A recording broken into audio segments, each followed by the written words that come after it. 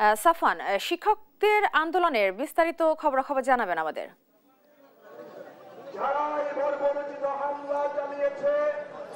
প্রাথমিক বিদ্যালয় শিক্ষকদের বেতন ভাতা সহ অন্যান্য যে আনুষঙ্গিক সুযোগ সুবিধা রয়েছে সেগুলো 10ম গ্রেডে উন্নীত করা এবং তাদের চাকরির বয়স 10 এবং 16 বছর হওয়ার পর তাদের যে পদোন্নতির ক্ষেত্রে তাদের যে বৈষম্য বা যে বাধা সেটি আসলে সচল রাখা এবং পাশাপাশি বিভাগীয় যে পদোন্নতি সেগুলো এই 3 দফা দাবি নিয়ে কিন্তু আজকে আমরা দেখতে পাচ্ছি যে কেন্দ্রীয় শহীদ মিনারে তারা এসেছেন এবং আজকে তারা এখানে অবস্থান কর্মসূচি পালন করছেন। এবং এর আগে দেখতে পেয়েছি যে প্রাথমিক বিদ্যালয়ে যারা শিক্ষকরা রয়েছেন তারা গতকাল কলম বিসর্জন কর্মসূচি পালন করেছে।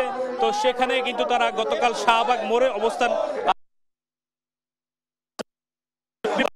পুলিশ নির্বিচারে হামলা করে এবং আমরা যতটুকু সর্বশেষ জানতে পেরেছি যে প্রায় 100 জনের উপর তাদের শিক্ষক ঢাকা মেডিকেলে আহত অবস্থায় চিকিৎসা গ্রহণ করেছেন এবং তাদের আরেকটি অভিযোগ রয়েছে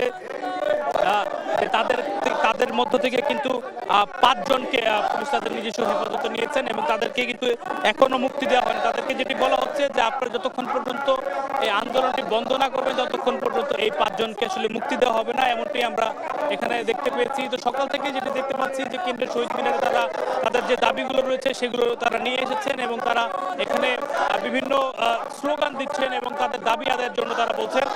পাশাপাশি তারা গতকাল তাদের উপর যে হামলা হয়েছে সেই হামলার বিচার তারা চাচ্ছেন এবং বলছেন তাদের যে পুলিশ সদস্যরা তাদের উপর হামলা করছে এর বিচার যাতে প্রধান উপদেষ্টা করে এমনকি তারা দাবি করছেন। যদি আমরা একটু একজনের কাছ থেকে শুনতে চাই, তো আজকে মূলত গতকাল আপনারা শাহবাগ মুখে অবস্থান করছিলেন, আজকে কি কর্মসূচি আপনাদের?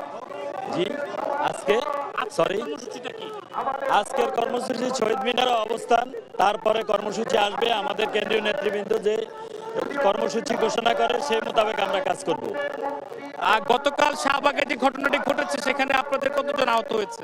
সেখানে আমাদের প্রায় 1.5 শতাধিক শিক্ষক আহত হয়েছেন এবং আমাদের 5 জন ভাই এই মাহবুব স্যার সহ 5 জন এখন থানা হেফাজতে আছে। যেটি তারা বলছিলেন যে তাদের প্রায় 1.5 শতাধিক শিক্ষক আহত হয়েছেন এবং 5 জনের মতো থানা হেফাজতে রয়েছেন, অর্থাৎ তারা আসলে তাদের মুক্তি দাবি করছেন এবং একই সঙ্গে তারা আজকে থেকে কিন্তু তাদের যেই তাদের শ্রেণীকক্ষে যে পাঠদান সেটি তারা বন্ধ রেখেছেন, অর্থাৎ তাদের দাবি মেনে নেওয়া পর্যন্ত তারা আসলে শ্রেণীকক্ষে আসলে পাঠদানে ফিরবে না, এমনটিও কিন্তু তারা দাবি করেছে। তো আমরা আসলে শহীদ মিনারে অবস্থান করছি, তো তারা দেখতে পাচ্ছেন নিশ্চয়ই তারা নানা ধরনের স্লোগান দিচ্ছেন এবং এটি তারা